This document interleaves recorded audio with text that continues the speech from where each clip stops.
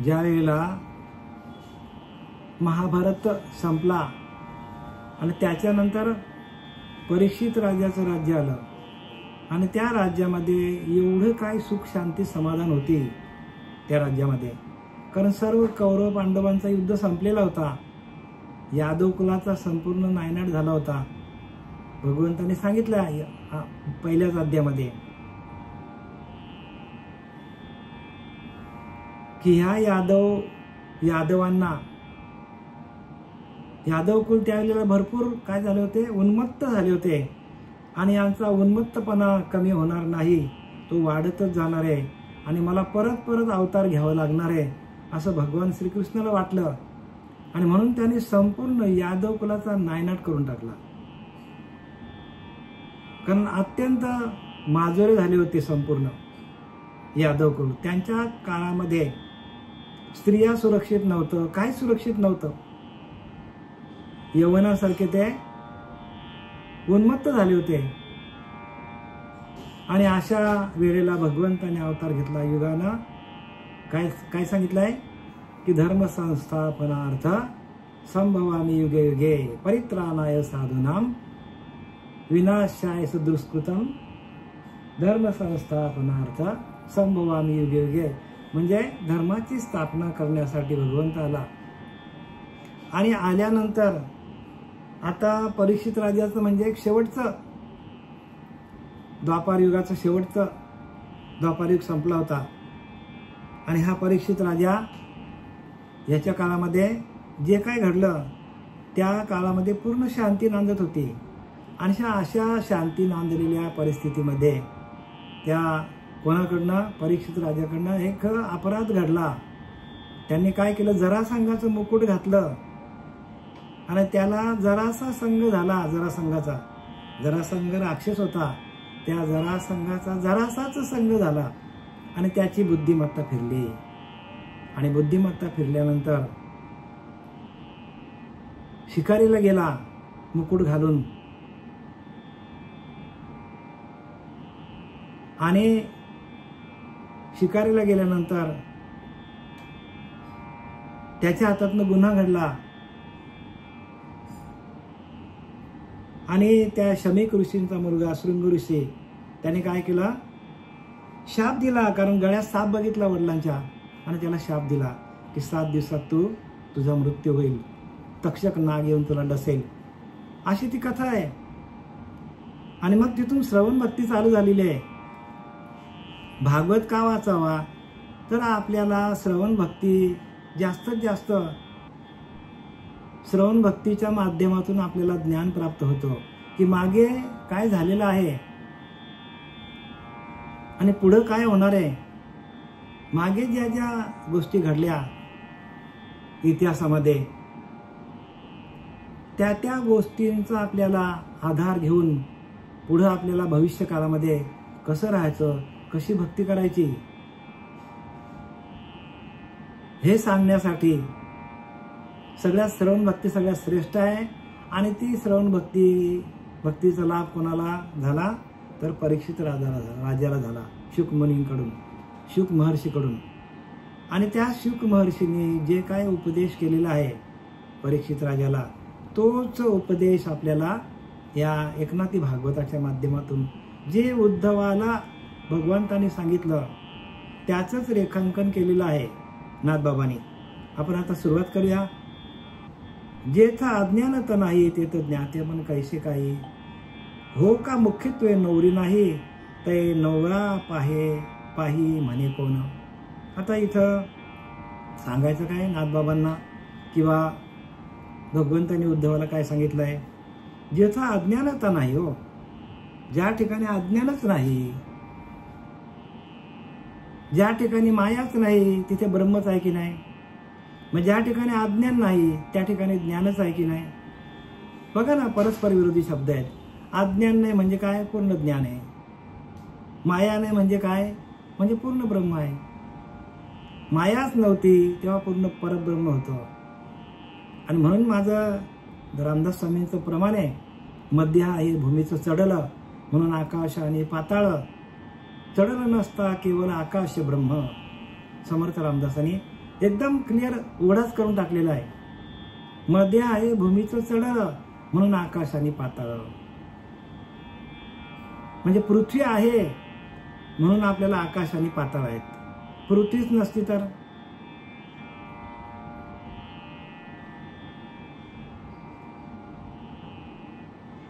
चढळ नसता, केवळ आकाश ब्रह्म, सगळीकडे ब्रह्मच आहे. हो, सगळीकडे ब्रह्मच झाला असता. तसंच मायाच नसती तर सांगायचं काय, मायाच नसती तर सगळीकडे ब्रह्मच आहे. पण त्या ब्रह्माने काय केलं, मायेला रचलं. का, एकट्याला करमत नव्हता. त्या ब्रह्माला एकट्याला करमत नाही, म्हणून त्याने मायेचं काय केलं, निर्मिती केलेली आहे. माया पण त्या परब्रह्मापासून, परब्रह्म तत्वातूनच बाहेर आलेली आहे. माया कुठून बाहेर आलेली आहे, त्या परब्रह्म तत्वातूनच बाहेर आलेली आहे. आणि त्याने काय केलेलं आहे, त्या परब्रह्माला कोणी नव्हता, साथी नव्हता, म्हणून त्यांनी मायेला निर्माण केली. आणि त्या मायेमध्ये तो स्वतः राहिला. तसा आपला जो देह तयार झालेला आहे, त्या देहामध्ये ते परब्रह्म आहे. आणि त्यानेच ही आपला हा देह निर्माण केलेला आहे. आणि तोच काय करतो, या मायेचा भोग घेतो. कारण काय, त्या परब्रह्माची ओळख या मायेमुळे आहे. नाही तर मला सांगा, देवाला कोणी ओळखलं असतं, मायाच निर्माण केली नसती तर देवाला कोणी ओळखलं असतं का हो? सांगा ना तुम्ही मला. मायाच निर्माण केली नसती तर देवाला कोणी विचारलं असतं. सगळीकडे परब्रह्म आहे आणि म्हणून त्याचीच रचना आहे. माया सृष्टीची रचना त्यानेच केली. त्याने त्याच्या स्वतःसाठी, स्वतःच्या ओळखीसाठी त्याने ही सगळी रचना केलेली, भगवंताने रचना केलेली आहे. संपूर्ण रचना भगवंताची. म्हणून माया तेची ब्रह्म, ब्रह्म तेची माया. अंग आणि छाया सारखीच सांगतात. माया तेची ब्रह्म, ब्रह्म तेची माया. बघा, मायाच ब्रह्म आहे, ब्रह्म आहे. ब्रह्मच जसं सगुण निर्गुण एको गोविंदुरे. सगुण पण तो आहे, निर्गुण पण तोच आहे. कारण त्या परब्रह्माला, त्या देवाला करमत नाही, म्हणून त्यांनी मायेला काय केलं, आपल्या हाताशी धरलं. आणि मायेच्या द्वारे तो सगळं कार्य करतो. भगवंत प्रत्यक्ष कोणालाही दिसत नाही बरं का, अनुभव येईल तुम्हाला. आणि म्हणून त्याने माया रचली आहे. आणि या मायेच्या माध्यमातून तो काय करत असतो, आपल्याला दर्शन देत असतो. जे दिसतं ते सगळं परब्रह्म भरलेलं सगळीकडे आहे. मी तुम्हाला काल सांगितलं, गवतापासून इंद्रापासून उंदरापर्यंत सगळं एकच परब्रह्म तत्व भरलेलं आहे. आणि ते गुरुतत्व आहे. माया तेची ब्रह्म, ब्रह्म तेची माया. मायाच ब्रह्म, ब्रह्मच माया आहे. अंग आणि छाया सारखीच, अंग आणि छाया सारखीच. जर आपल्याला छायेला पकडायचं असेल, आपल्याच सावलीला आपल्याला पकडायचं असेल तर आपल्या हातात मिळेल का ती? मग त्यासाठी काय करावं लागेल, तर त्यासाठी आपल्याला काय करावं लागेल, मायेला धरावं लागेल. आपण मायेला देहाला धरलं का सावलीला धरलं, तर आपण हात पुढे केला आणि हाताला आपण धरलंय दुसऱ्या हाताने. आपल्याच हाताने आपण दुसरा हात धरला तर सावलीला पकडल्यासारखं होतं की नाही बघा. सावली आपल्या हातात येतो का, पण नाही. आपल्या एका हाताला दुसऱ्या हाताने आपण पकडलं, आपल्याला सावली पकडली जाते. सांगायचं काय उद्देश, की माया तेची ब्रह्म, मायाच ब्रह्म आहे आणि ब्रह्मच माया आहे. अंग आणि छाया सारखीच, सारखंच सगळं आहे. पण इथं काय सांगतात, ज्याचं अज्ञानता नाही, म्हणजे अज्ञानाचा लवलेशही नाही, तिथे ज्ञाते पण कैसे काही. ज्याचं अज्ञानता नाही, तेथे ज्ञाते पण कैसे काही. हो का मुख्यत्वे नवरा नवरी नाही, तै नवरा पाहे म्हणे कोण.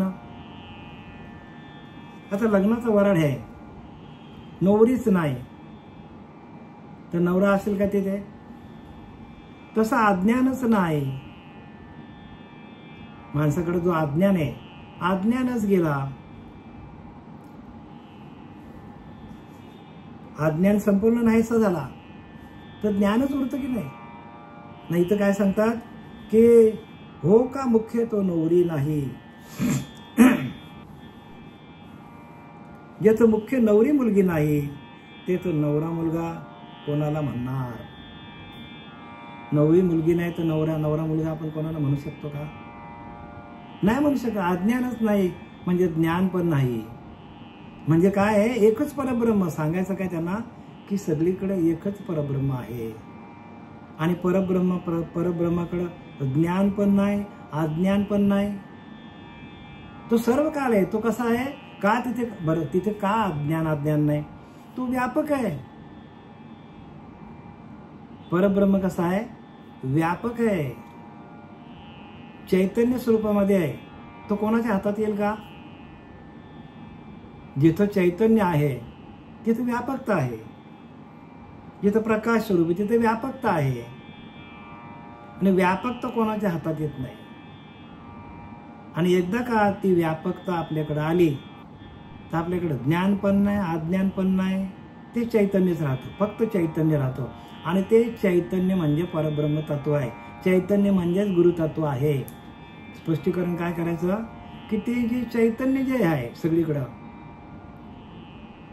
ते चैतन्यच काय आहे, परब्रह्म स्वरूपामध्ये आहे. आणि त्या चैतन्याचीच आपल्याला ओळख करून देण्यासाठी श्री गुरु आपल्या आतमध्ये असलेला जे आतमध्ये असलेले जे परब्रह्म तत्व आहे चैतन्य रूपाने, त्या चैतन्याशी एकरूप करून देतात आपल्याला.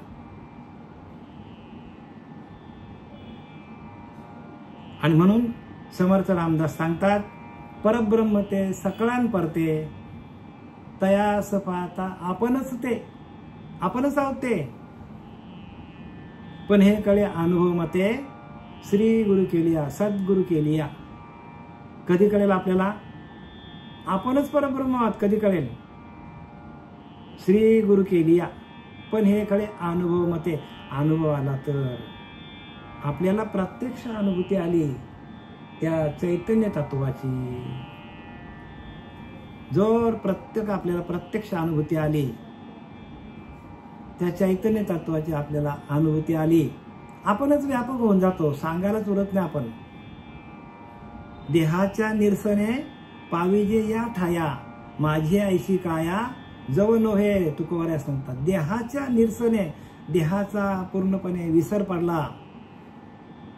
पाविजे या ठाया, या ठाया म्हणजे त्या चैतन्याच्या ठाई, त्या गुरुतत्वाच्या ठाई आपण जर एकरूप झालो. देहाच्या निरसने पाविजे या ठाया, माझी ऐशी काया जव नव्हे. जोपर्यंत माझ्या शरीरामध्ये मला अशी अनुभूती येत नाही, जोपर्यंत माझ्या देहाचा निराश होत नाही, तोपर्यंत मला त्या गुरुतत्वाची, त्या चैतन्याची ओळख पटणार नाही, त्या गुरुतत्वाची अनुभूती येणार नाही. हे थोडंसं डीप बरं का, पण समजून घ्या, कारण हे खूप डीप आहे. जेवढा आपण याचा विस्तार करू तेवढा कमीच आहे.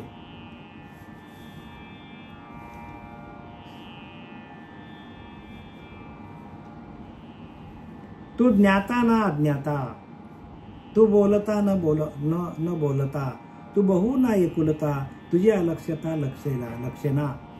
बघा काय सांगितलंय की त्या परब्रह्मापर्यंत जाण्यासाठी आपल्याला आपली बुद्धिमत्ता कमी पडते.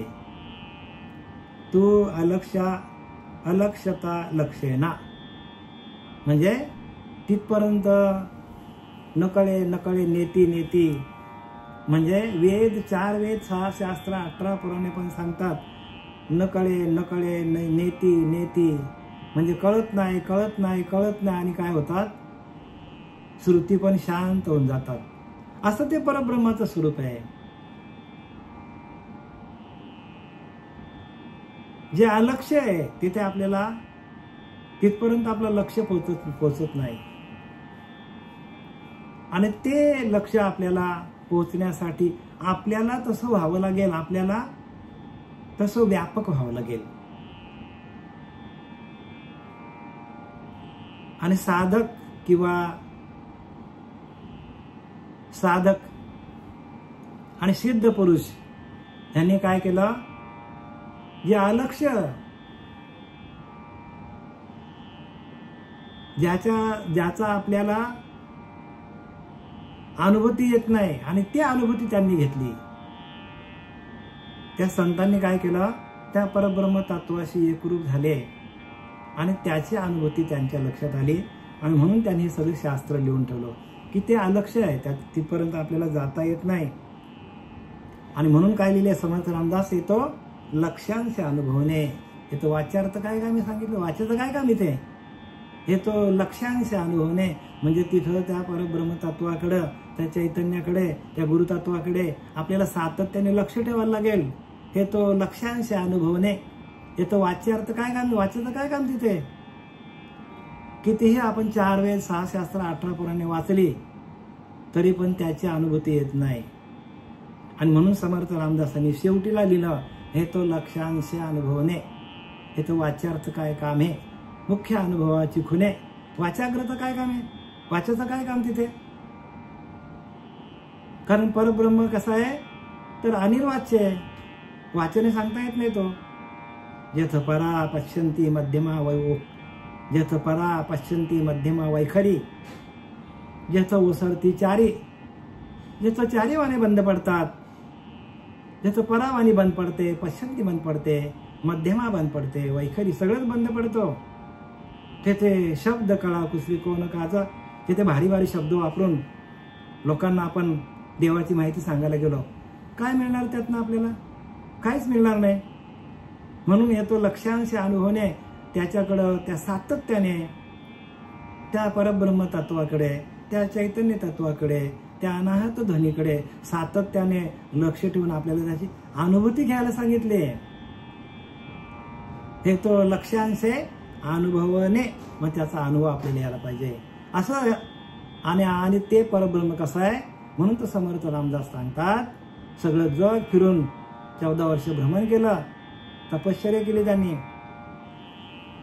आणि लिहिलं काय, गंगा तीरी नाना देव. ते देव नव्हे दगड सांगितले, दगड. का, त्यांना अनुभव आला. अनुभव कसला आला त्यांना, त्या चैतन्याचा अनुभव आला. हो, त्या चैतन्य तत्वाशी एकरूप झाले म्हणून परब्रह्म ते सकळान परते तया असं पाहता आपण असं. ते बघा, आपणच परब्रह्म सांगितलंय, पण हे कळ्या अनुभव मते सद्गुरु केले आपल्याला अनुभव, प्रत्यक्ष अनुभव येतो बरं का, प्रत्यक्ष अनुभूती येते आपल्याला. हे सांगावांगाच्या गोष्टी नाही, अनुभवाच्या गोष्टी आहेत. आणि आपल्याकडे आपले श्रीपाद बाबासारखे महान असे आत्मे आपल्याकडे आले, रामदास बाबा, श्रीपाद बाबा, नारायण बाबा, पांडुरंग देवेकर बाबा, नाना बाबा, बरेचसे असे या मालिकेतले, बंडो बाबा, केरो बाबा, शांतामाई, नारायण जालवणकर, लक्ष्मण, बलभीम, सखयानंद, ही सगळी मालिकेतली लोक आपल्याला ह्या मालिकेमध्ये आपण आलो म्हणून आपल्याला त्याची अनुभूती आली. आणि ही मालिका आपल्या हातात नसती तर आपल्याला याची अनुभूती कोणाला आली असती. हो, म्हणून परंपरा याला एक, त्या परंपरेचं आपण पायीक असलं पाहिजे. हो,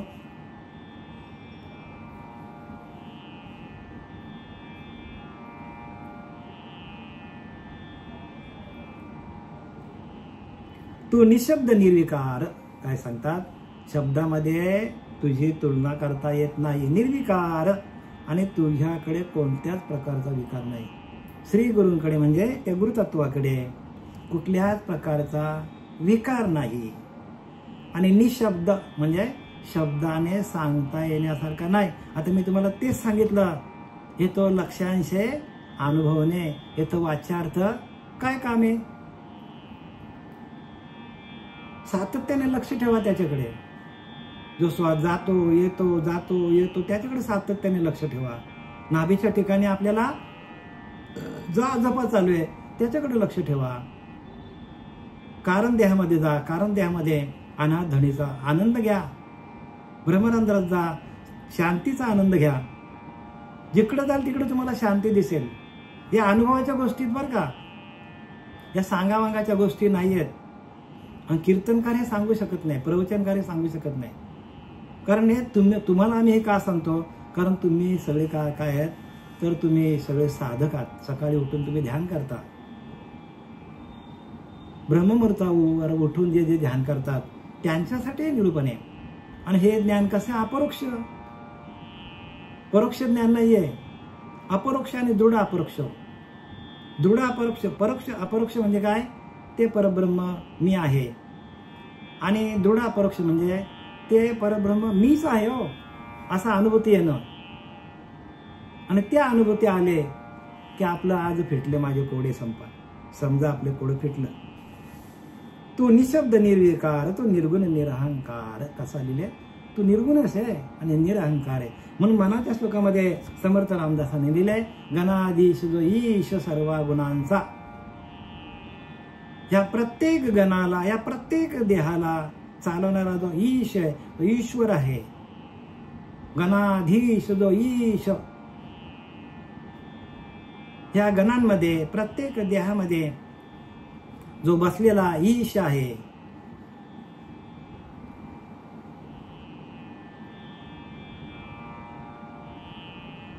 सर्व गुणांचा, तो सर्व गुणांनी संपन्न आहे.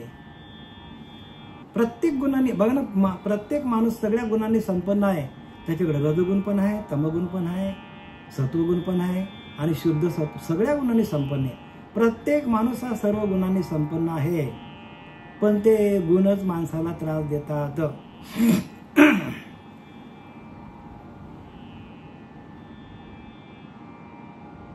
आणि म्हणून त्यांनी काय सांगितलंय, मुळारंभ आरंभ तो निर्गुणाचा.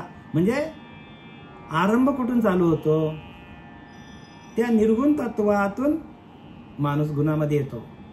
मुळारंभ आरंभ तो निर्गुणाचा. पण ह्या संपूर्ण सृष्टीची निर्मिती झालेली आहे ते निर्गुणातून झालेली आहे. प्रत्येक जीव हा निर्गुण तत्वातून गुणामध्ये आलेला आहे. म्हणून गणाधीश जो ईश, या प्रत्येक गणाला चालवणारा जो ईश्वर आहे तो सर्व गुणांनी संपन्न आहे. पण त्याचा मुळारंभ आरंभ तो निर्गुणाचा. त्याचा आरंभ कुठून झालेला आहे, ते निर्गुणातून झालेला आहे. आणि आपणच ते निर्गुण तत्व आपणच आहोत. पण आपले गुण जात नाही ना. आणि त्या गुणांना घालवण्यासाठी साधना करायची असते, ध्यान करायचं असतो. ध्यान करता करता आपल्याकडे आपल्यातले संपूर्ण गुण निघून गेले आणि आपण गुणातीत झालो, मनातीत झालो, देहातीत झालो. मग ते परब्रह्म आपण आहोत, आपणच परब्रह्म आहोत. म्हणून परब्रह्म ते सकळान परते तया असं पाहता आपणच होते, आपणच परब्रह्म आहोत.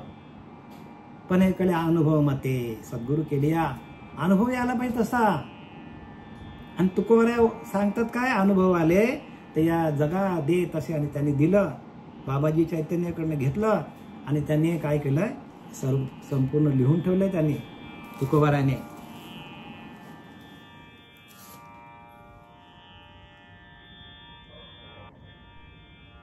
तू निशब्द निर्विकार, तू निर्गुण निरहंकार. हेही म्हणता पडे विचार, तू जगदाकार जगदात्मा. म्हणजे ह्या पण व्याख्या त्याला लागत नाही, कारण तू जगामध्ये संपूर्ण व्यापून आहेस हो. जगदाकार, जगाला आकार देऊन तू वेगळा राहिलायस. जगाला काय केलंय, जगाला आकार दिलाय आणि तू त्या आकारापासून वेगळा, निराकार. तुला आकारच नाही. बघा कशा. आणि हे सगळी तत्व काय आहेत, तर हे सर्व जे आपल्याला आता हे चाललेलं आहे हे गुरुतत्वाविषयी बोलतात. प्रत्येक अध्यायाच्या सुरुवातीला प्रत्येक संतांनी गुरुतत्वाचाच विचार मांडलेला आहे. आणि ते गुरुतत्व प्रत्येक संतांकडे होतं आणि म्हणून ते आपल्याकडे येतो. या गुरुतत्वाचा अभ्यास कोणी सांगत नाही का? ज्यांच्याकडे असेल ते सांगू शकतात, ज्यांच्याकडे नाही ते काय, ते नाही सांगू शकत. आणि सांगण्यासाठी ज्या आपल्याला मालिका आहेत त्या मालिकेच्या माध्यमातून हे ज्ञान होतं बरं का. म्हणून ते काय लिहिले, आदि अनादि हंस संप्रदाय. कसा संप्रदाय, आदि अनादि कालचा हंस संप्रदाय.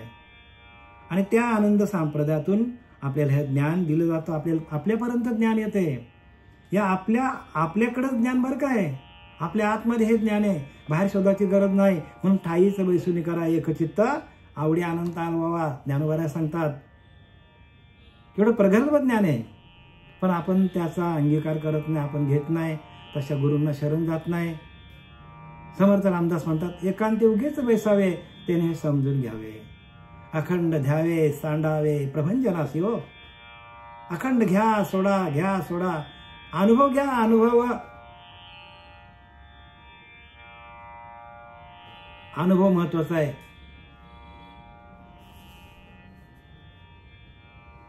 हेही म्हणता पडे विचार, तू जगदाकार जगदात्मा, म्हणजे जगाला आकार देऊन तू काय जगदात्मा, जगाचा आत्मा आहेस. काय लिहिलंय? जगाचा आत्मा आहे. ते परब्रह्म तत्व जे आहे, ते गुरुतत्व जे आहे, ते कसं आहे?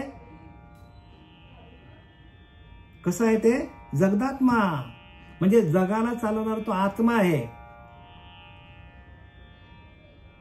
एक जीवात्मा, एक शिवात्मा, एक सर्वात्मा आणि एक विश्वात्मा, अवघे मिळून एकच आत्मा, एकच आत्मा आहे तो.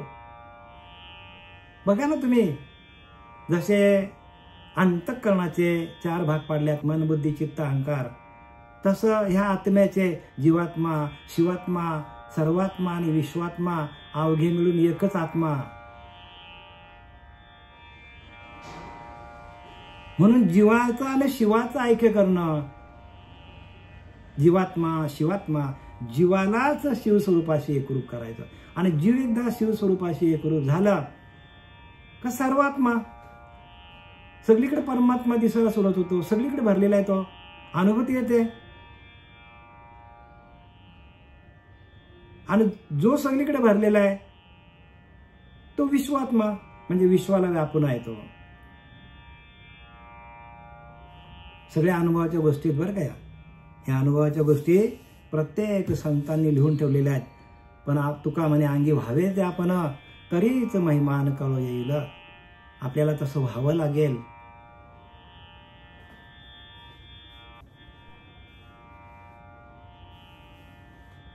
जगदाकार्य तू प्रसिद्ध, म्हणजे जगाला जगदाकार्य तू प्रसिद्ध, ते तू कोणाचे कोण बांधे द्वंद्व, पर नाही मा परापराध अति विरुद्ध कोणाशी. तू जगदाकारच आहेस बघा. आणि काय ते कोणाचे द्वंद्व कोणाला बांधणार. भगवंत कसा आहे, जगाच्या संपूर्ण जगामध्ये तो व्यापक आहे. म्हणून मी काय बोललो, विश्वात्मा, म्हणजे संपूर्ण विश्वाला चालणारा एकच आत्मा आहे. तसा हा कसा आहे तर जगदाकार आहे, आणि ते द्वंद्व कोणाला बांधणार. जर तो सगळीकडे व्यापक आहे तर त्याच्याकडे 2 भाव कसे असणार. परमात्मा व्यापक असल्यावर त्याच्याकडे सगळीकडे तोच भरलेला आहे. इंद्रापासून उंदरापर्यंत तेच तत्व भरलेलं आहे. मग तिथे 2 भाव कसे असणार. द्वंद्व म्हणजे 2, मी वेगळा आणि देव वेगळा, त्याला द्वंद्व म्हणतात. आणि हा आपला द्वंद्व त्यावेळेलाच निघून जाईल ज्यावेळेला आपण ध्यान करू.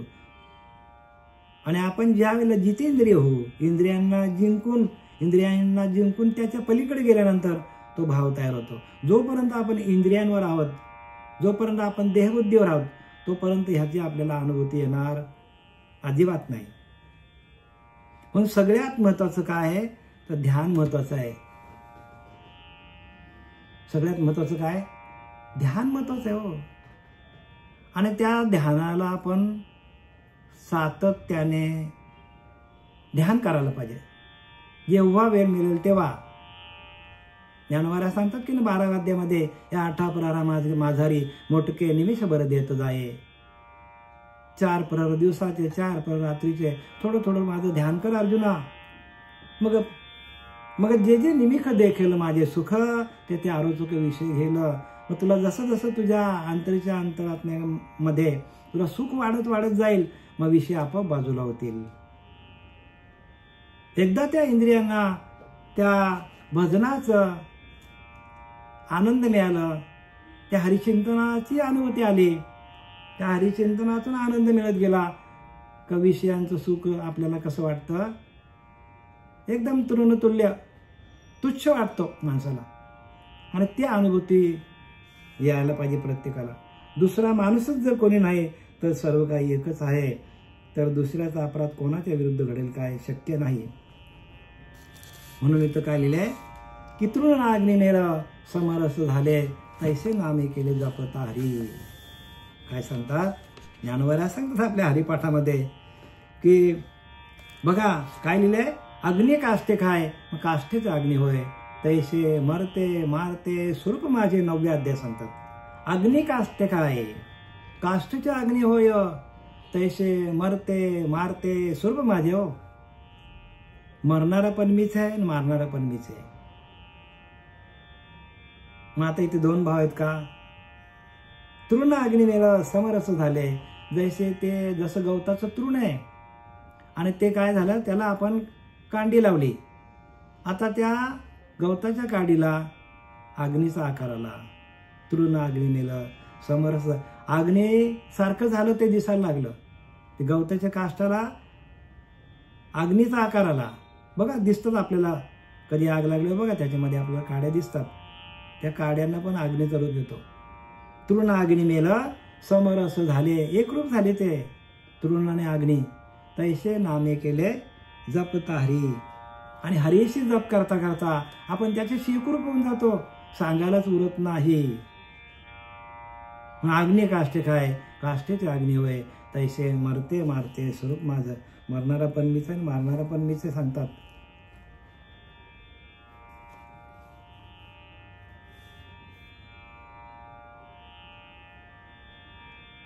जगदा कार्य तू प्रसिद्ध, तेथे कोणाचा कोण द्वंद्व, पर नाही मा अपराध अति विरुद्ध कोणाशी. या परिस्थिती श्री गुरुनाथा तुझे चरणी द्वंद्व समता, तेने समसाम्य निजकथा श्री भागवता चालविसी. याप्रमाणे सद्गुरुनाथा जर तुझे दोन चरण असले तरी मूळ ऐक्य झाल्यामुळे तू समत्व भावाने भागवताची कथा चालवितोस. काय सांगितलंय, याप्रमाणे सद्गुरुनाथा म्हणजे सद्गुरूंना उपमा दिली. जरी तुझे दोन चरण असले, म्हणजे प्रकृती आणि पुरुष, माया आणि ब्रह्म, इडा आणि पिंगला नाडी, माया आणि ब्रह्म, जरी दोन चरण असले तुझे, तरी पण कसा आहे तू, तर दोन्ही जर एकत्र आले, म्हणजे माया आणि ब्रह्म एकत्र आले तरच तुझं कार्य होतो. प्रकृती आणि पुरुष एकत्र आले तरच तुझं कार्य चालतो. तरी मूळ ऐक्य झाल्यामुळे तू समत्व भावाने भागवताची कथा चालवितोस. बघा भागवताची कथा कशी चालते, तर माया आणि ब्रह्म एकत्र आल्यामुळे आपल्याला भागवतामध्ये जे काय सांगितलेलं आहे त्या माणसाला कळतो. कधी कळतो, जेव्हा प्रकृती आणि पुरुष एकत्र येतात, माया आणि ब्रह्म एकत्र येतात. आता आपल्याला बघा, आपला जन्म झालेला आहे प्रत्येकाचा, आपल्याला माया दिसते, पण आपल्याला चालवणारा परब्रह्म दिसतो का, नाही दिसत आपल्याला. पण तो आहे ना हो. मग त्याची अनुभूती घेण्यासाठी आपल्याला नरदेह मिळालेले आहे. आणि ह्या नरदेहाचे ज्ञाने सच्चिदानंद पदवी घेणे एवढा अधिकार नारायणे कृपावलोकने दिला असे. आपल्याला सच्चिदानंद स्वरूप अवस्था आहे आणि ती प्राप्त करून घेण्यासाठी हा नरदेह मिळालेला आहे. नरदेह निधान लादले हाती उत्तम, नरदेह निधान लादले हाती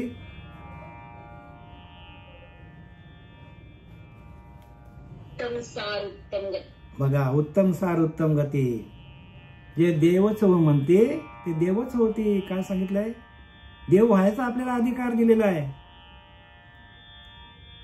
आणि तो अधिकार आपल्याला मिळवण्यासाठी संतांनी आपल्याला ग्रंथ दिलेले सगळे लिहून. हे ग्रंथ कशासाठी दिलेत, याच्यासाठी दिले आपल्याला. तो नरदेह आपल्याला मिळालेला आहे आणि या नरदेहाच्या माध्यमातून आपल्याला भगवत स्वरूपाला प्राप्त व्हायचं.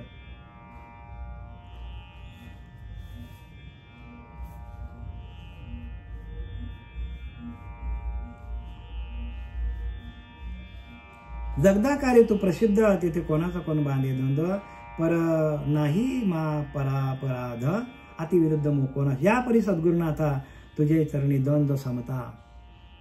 त्याने समसाम्य निजगता श्री भागवता चालविली.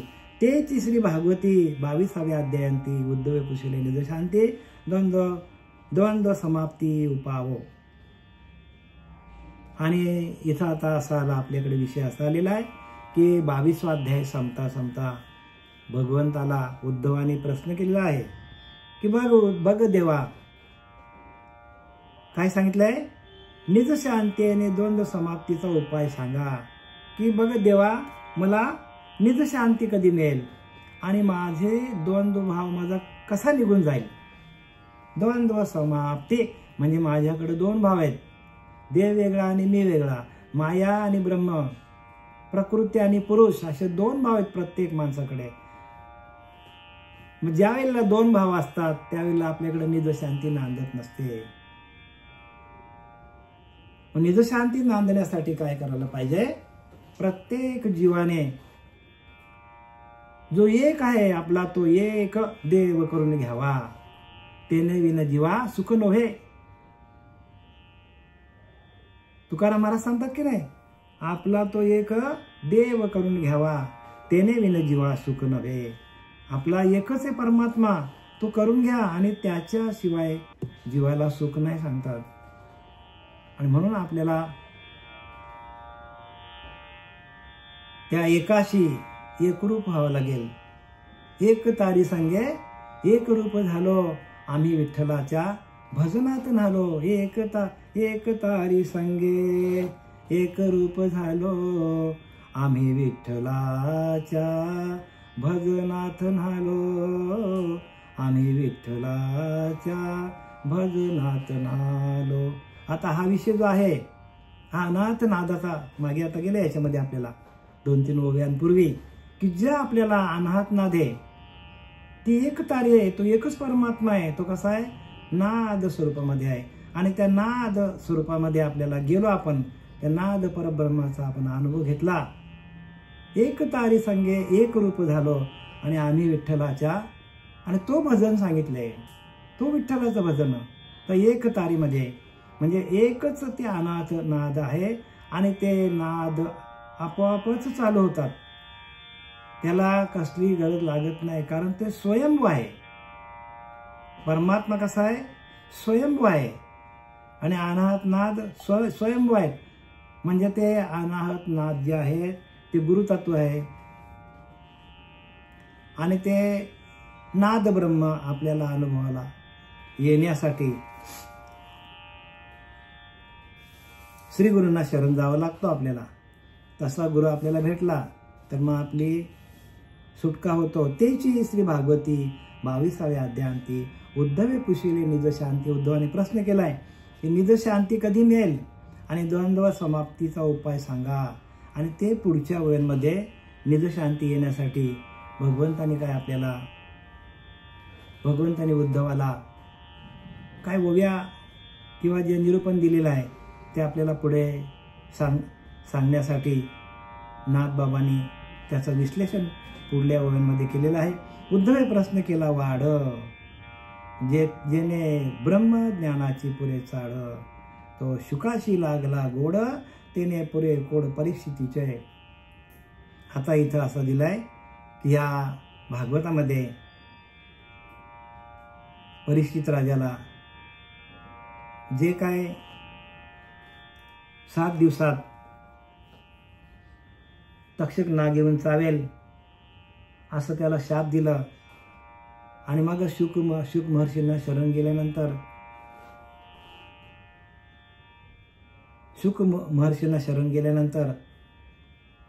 त्या शुक मुनींनी जे परीक्षित राजाला जे ज्ञान सांगितलेले आहे की जे उद्धवानी प्रश्न केलाय निज शांतीचे उपाय सांगा, किंवा माझ्याकडे जो 2 भाव आहेत तो 2 भाव जाऊन भगवंता तुझा एकच भाव माझ्या आतमध्ये प्रगट कसा होईल. म्हणजे तो एकच भाव आपल्या आतमध्ये तयार झाला तर आपल्याला अहम ब्रह्मास्मीची अनुभूती येते. आणि या अनुभूती पुढल्या सगळ्या ओव्यांमध्ये नाथबाबांनी आपल्याला सांगितलेले आहे बरं का, अहम ब्रह्मास्मी, आपणच परब्रह्म आहोत. आणि शुक मुनींना खूप आनंद झालेला आहे, शुक महर्षींना. का की जो आपला परीक्षित राजा घाबरलेला आहे, त्या शापाला, जो मिळालेला शाप आहे, त्या शापातून आपली सुटका कशी होईल, कारण त्याला त्याचा आता मृत्यू जवळ दिसायला लागलेला आहे. आणि ज्या वेळेला माणसाला मृत्यू जवळ दिसायला लागतो त्यावेळेला माणसाचं श्रवण चांगलं होतं. मृत्यू आपल्या डोळ्यासमोर दिसायला लागला माणसाला तरच त्याचं श्रवण चांगलं होतं. आणि जोपर्यंत त्या मृत्यू समोर दिसत नाही त्याला वाटतं मी लय भारी आहोत, म्हणजे त्याच्याकडे अहंकार.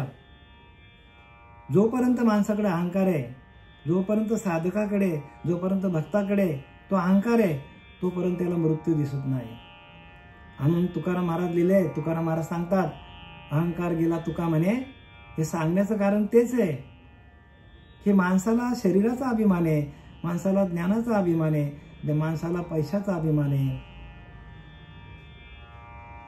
शक्तीचा अभिमान आहे, सत्तेचा अभिमान आहे, अनेक प्रकारचे माणसाला काय आहेत अभिमान आहे. आणि म्हणून भगवंतापर्यंत पोचता येत नाही. भगवंतापर्यंत पोचण्याचं एकमेव साधन काय आहे तर अहंकार जायला पाहिजे. अहंकार गेला तुका म्हणे, देव झाला. अहंकार जायला पाहिजे, पण अहंकार जातच नाही. का जात नाही तर आपण तेवढी साधना करत नाही, उपासना करत नाही. आपण साधना करायला पाहिजे, ध्यान करायला पाहिजे. ध्यानाच्या माध्यमातून आलेली अनुभूती, आनंद स्वरूप अवस्था, आणि त्या आनंद स्वरूप आलेल्या अवस्थेतून आपल्याला आलेली अनुभूती निज शांतीकडे घेऊन जाते. शांती कधी मिळेल आपल्याला? एकांतात जावं लागेल हो. उत्तर कधी मिळेल आपल्याला या शांतीचा? द्वंद्वपणा आपल्याकडनं कधी निघून जाईल? जेव्हा आपल्याकडे मोह नसेल तेव्हा आपल्याकडे द्वंद्व भाव नसणार. आपल्याला आता मोह आहे म्हणून द्वंद्व भाव आपल्याकडे आहेत. मान अपमान, सुख दुःख हे द्वंद्व आहेत. मग सुख पण नाही, दुःख पण नाही, मान पण नाही, अपमान पण नाही, हा भाव आपल्याकडे कधी तयार होईल? जेव्हा ती शांती आपल्या हृदयामध्ये नांदायला सुरुवात होईल. कारण देहामध्ये गेल्यानंतर आपल्याला अनाहत ध्वनीचा आपल्याला अनुभूती ऐकायला येते. आणि तिथून आपल्याला जी अनुभूती येते शांतीची, ती शांती आपल्याला मिळाली पाहिजे. आणि त्या शांतीतून आपण जर पुढे गेलो, पुढच्या अभ्यासामध्ये आपण गेल्यानंतर आपल्याला शांती आपल्याला शोधत येतो. आत्मशांती म्हणून आत्मसुखाची या गोडिया विटे जो का सकळ विषया. आत्मसुख आपल्याला, आत्मानंद, आत्मलाभासारखे गोमटे काहीच न देखे. भोगविषय हरके जण तृणतुल्य होतात भोग, पण आत्मलाभ, आत्मशांती, निज शांती शब्द वापरलेत संतांनी. आणि त्या शांतीला आपण काय करायला पाहिजे? ती शांती हाच परमात्मा आहे. आणि ते आपल्याला चैतन्य तत्वातून, अनाहत नादातून आपल्याला प्राप्त करता येतो. तिथं आपल्याला पोचता येतो. आणि तिथे एकदा पोचलो, त्याचा एकदा स्पर्श झाला की लोहे सोने होता माघारी नये. नदी निघाली सागरी, निवडावी कोणे परी. लोहे सोने होता माघारी नये. लोखंडाचे एकदा सोनं झालं की परत लोखंड होत नाही. मग तो लोखंड कितीही जुना असला, त्याला कितीही गंज असेल, गंजासहित सोनं होऊन जातं. तसं आपल्याला त्या परमात्म तत्वाशी एकदा आपल्याला स्पर्श झाला, आपल्याला अनुभूती आली, आपल्याला अनुभव आला, तर आपल्याला जसा आहे तसा आपण देवस्वरूप होतो. जसा आहे तसं. बरं का, त्या वाल्या कोलीने किती पाप केले असतील सांगतात की नाही? 7 रांजण भरतील एवढी पाप केली, पण ते पण बारीक बारीक दगड होते म्हणतो. म्हणजे किती ब्राह्मण काय मारले, सगळे मारले, पण राहिलं काय होतं त्याच्याकडे पाप? एका क्षणात गेलं. तसं आपल्याकडे काय होतं? तृण अग्निमेळ समरस झाले, तैसे नामे केले ज्ञानवरा सांगतात जपत हरी. समरस झाला, जो भगवंत मिळाला तो भगवंतच झाला. अशी अवस्था आहे हो. आणि या अवस्थेला जाण्यासाठी प्रत्येकाची धडपड असली पाहिजे. धडपडी भगवत भक्ती करण्यापेक्षा तुम्ही खरोखर गुरुला शरण जा, की जो नाम देणारा, डोक्यावर हात ठेवून तुम्हाला प्रकाशित करणारा गुरु आपल्या जीवनात येत नाही, तोपर्यंत ह्या ज्ञानाची, आत्मज्ञानाची प्राप्ती होणार नाही. आत्मज्ञानाविना पार्था सर्व कर्म निरर्थकम. भगवद्गीतेने काट मारून टाकले. नाना शास्त्रे पठ्य लोकम नाना दैवत पूजनम पर्यात्मज्ञानाविना पार्था सर्व कर्म निरर्थकम, सर्व कर्म निरर्थकम. सगळे आपण शास्त्र वाचले, 4 वेद, 6 शास्त्र, 18 पुराणे, सगळ्या देवांची पूजा केली, तरी पण आत्मज्ञान होत नाही सांगतात. म्हणून तर लिहिले की नाही, भगवद्गीतेचा श्लोक आहे, नाना शास्त्रे पठ्य लोकम नाना दैवत पूजनम पर्यात्मज्ञानाविना पार्था. अरे अर्जुना, हे करून आत्मज्ञान जर झालं नाही तर सर्व कर्म निरर्थकम. आत्मज्ञानासाठी कुठे जावं लागेल? ते ज्ञान पैगा भरवे, जरी मनी हाती आणावे, ते संताया भजावे. संतांना शरण जावं लागेल आणि तसे संत भेटले पाहिजे. ते ज्ञानाचा कुरूठ आहेत, ते सेवा दारवंठा, तो स्वाधीन करी सुबटा ओळगुनी तनु मनु जीवे चरणाशी लागावे आणि आगरगत्य करावे दास्य सकल. मग अपेक्षित जे आपले ते सांगतील कुशले, ज्याने अंतःकरण बोधिले, संकल्पाने. बघा, बोधिले म्हणजे बोध अमृत आपल्याला पाजतात. बोध, अहम ब्रह्मास्मीचा बोध आपल्याला मिळाला पाहिजे, की ते तत्व मी आहे, ते गुरुतत्व मी आहे. गुरुतत्व काय? गुरु हे तत्वरूपाने आहे आणि ते गुरुतत्व कुठे आहे? प्रत्येकाच्या रोमारोमामध्ये ते गुरुतत्व भरलेलं आहे. झालेली सेवा आपले सच्चिदानंद सद्गुरू श्रीपाद बाबा, रामदास बाबा, नारायण बाबा, नाना बाबा, पांडुरंग देवकर बाबा यांच्या चरणी समर्पित करीत आहे. पुंडलिकावरती हरी विठ्ठल, श्री ज्ञानदेव तुकाराम, पंढरीनाथ भगवान.